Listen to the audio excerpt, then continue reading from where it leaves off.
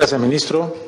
También, como les anunciamos, hemos presentado ya ante el Congreso de la República el proyecto de ley anunciado por el presidente, un proyecto de ley que busca que, como nación, superemos estos 3 años de inestabilidad política, estos 3 años que han sido dominados en tantos momentos por la crispación, con un proyecto de ley que propone la modificación del artículo 112 de la Constitución. Como saben, el artículo 112 de la Constitución señala que el periodo de vigencia de un presidente es de 5 años y que un presidente no puede reelegirse para el mandato inmediatamente posterior.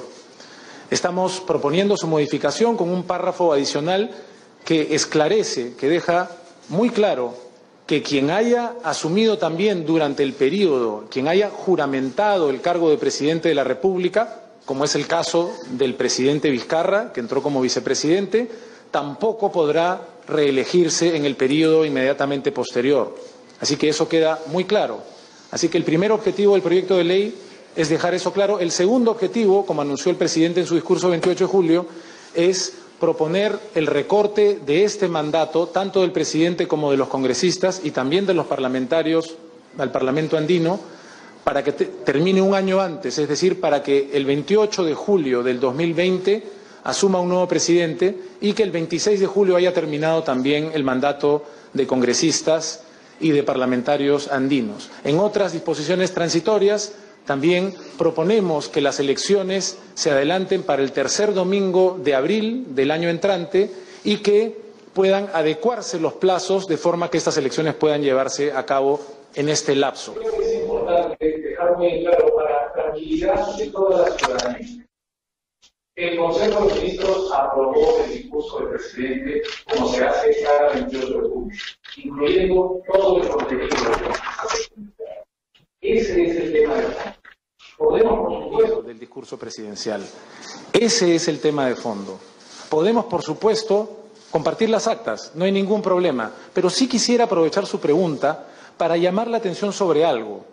Nos parece que el pedido del congresista del Castillo busca distraer a la opinión pública. Y quiero hacer una referencia reciente con el mayor respeto, tal cual lo hice en esta misma sala delante de ustedes en su momento.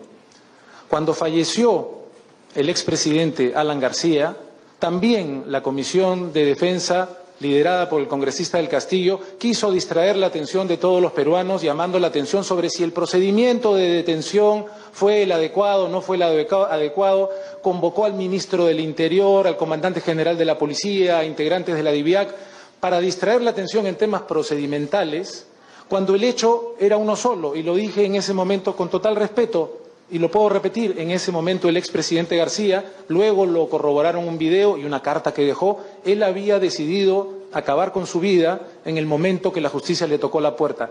Ese era el tema doloroso que como nación teníamos que discutir, no un tema procedimental sobre si la policía obró de manera precisa con el reglamento. Lamentamos que el congresista del Castillo vuelva a recurrir al mismo modus operandi, al mismo expediente de pretender que hablemos sobre si el procedimiento de aprobación del discurso dentro del marco del Consejo de Ministros se dio. Se dio. Creo que es una pregunta que usted nos hace que debemos aprovechar como país.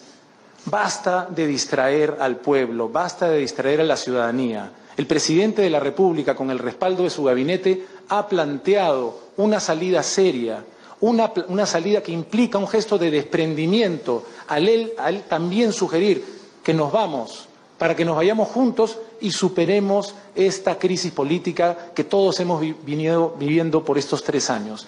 Ese es el tema de discusión. Si el congresista del Castillo quiere las actas, va a tener las actas, el país las puede ver, pero no nos distraigamos. Hay un gran tema que hemos puesto sobre la mesa, que lo ha hecho el señor presidente de la República en su discurso de 28 de julio.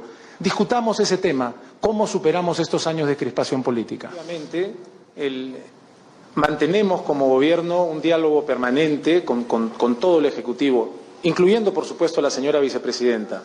Yo he tenido una conversación con la vicepresidenta, también la vicepresidenta ha tenido una conversación con el presidente. La vicepresidenta, es cierto, no estaba al tanto de esta decisión porque fue una decisión que se tomó en el marco del Consejo de Ministros. La señora vicepresidenta no participa del Consejo de Ministros y somos absolutamente respetuosos de su opinión. pero como Consejo de Ministros hemos considerado, bajo el liderazgo del presidente, que esta es una salida importante para el país. Es una salida, reitero, que no busca, en medio de la confrontación política que hemos venido viviendo, que haya vencedores o vencidos entre Parlamento y Ejecutivo. Queremos que el ganador sea el Perú. Pongamos al Perú por encima, pongamos al Perú primero y vayámonos todos para que una nueva conformación de fuerzas políticas a partir del 28 de julio del 2020 comanden los destinos del país por 5 años más. Por supuesto, como señalaba usted, preguntaba, el contenido va a ser compartido con la prensa.